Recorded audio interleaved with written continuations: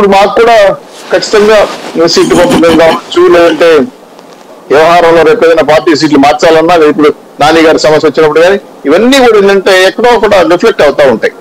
So ఈ రాజకీయ వ్యూహాలతో భాగంగా వస్తున్న ప్రమాదాన్ని ముందే ఊహించి పలానోళ్ళు ఈ నష్టం చేస్తున్నారు కాబట్టి దీనికి ఆల్టర్నేటివ్ పెట్టుకోవాలి, లేదా పలానోళ్ళు పలానా చోట అకామిడేట్ చేయడంలో ప్లాన్ చేసుకోవాలని పైన కొంత పార్టీ పొలిట్ బ్యూరో అలాగే యువ కమిటీలుగా పెట్టుకున్న వాళ్ళందరూ కూడా సంప్రదించాలి. నాని గారి వివాహం కూడా ఆల్మోస్ట్ వాళ్ళు బాబు గారు అనంతపూర్కి వెళ్తూ ఫోన్ చేసి మాట్లాడాలని విన్నాను.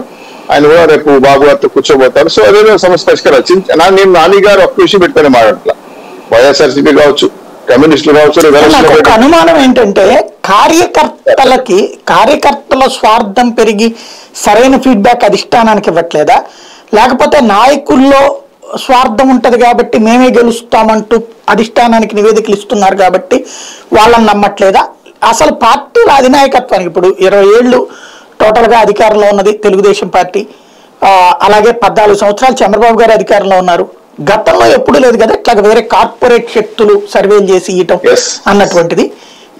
ఇక్కడ ఎక్కడ లోపం ఉంది అంటే నాయకులలోనా, కార్యకర్తల్లోనా, అధిష్టానంలోనా, లేదా పక్క పార్టీలను చూసి మనం కూడా అట్లా వెళ్ళాలనుకుంటున్నారా? మంచి పాయింట్ ఇచ్చారు సార్. మీరు నాకు తెలిసి చిత్తూరు జిల్లాలో పనిచేసేటప్పుడు నేను కూడా మీరు కొంత కలిసి ఉన్నాను. కమ్యూనిస్ట్ పార్టీలు ఒక రకంగా కింద నుంచి పైకి ఎదుగుతా వస్తారు, నాయకులు ప్రమోట్ చేస్తూ వస్తారు. కానీ పెట్టుబడిదారు పార్టీల్లో అంటే భూస్వామ్య వ్యవస్థ ఉన్న పార్టీలు ఏంటంటే ఎవరు డబ్బు ఉంది, జనబాల్ని వచ్చి క్యాస్ట్ కులం మాత్రం చూస్తారు.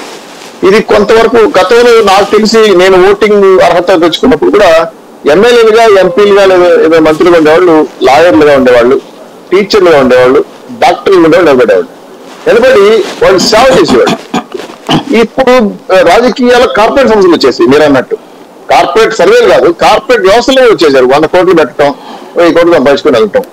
చివరికి ఎవరు గెలుస్తారో, నేను తిరుపతిరావు గారు గెలుస్తారంటే నేను పార్టీకి వెళ్ళిపోతా, 1000 కోట్లు పడేస్తా, కూర్చుంటా, ఆ సీట్ తీసుకుంటా, మాట్లాడుకుంటా. తిరుపతిరావు గారు ఇంకో పార్టీ ఎక్స్ పార్టీకి ఆలోచన వచ్చింది అనుకోండి, ఆయనతో మాట్లాడుకుంటాడు.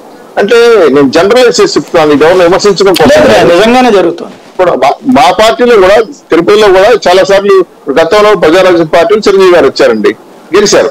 కానీ కింది స్థాయి కార్యక్రమం అర్థం కాల, ఏంది ఎమ్మెల్యేలుగా మేము ఉండాలి మీ అప్పుడు నాకు బాగా గుర్తు, అప్పుడు నేను అక్కడే ఉన్నాను కదా, శంకర్ రెడ్డి అయ్యా మీరు బయట నామినేషన్లు అప్పుడన్నా చెప్పండి అయ్యా, నువ్వు బయట తిరగట్లేదు నాయన అంటే, నామినేషన్ల సంగతి దేవుడు ఎరుగు, రేపు పొద్దున ఏది పోలింగ్ జరగబోతోంది, ఆ గ్యాప్ ఉంటది కదా మధ్యలో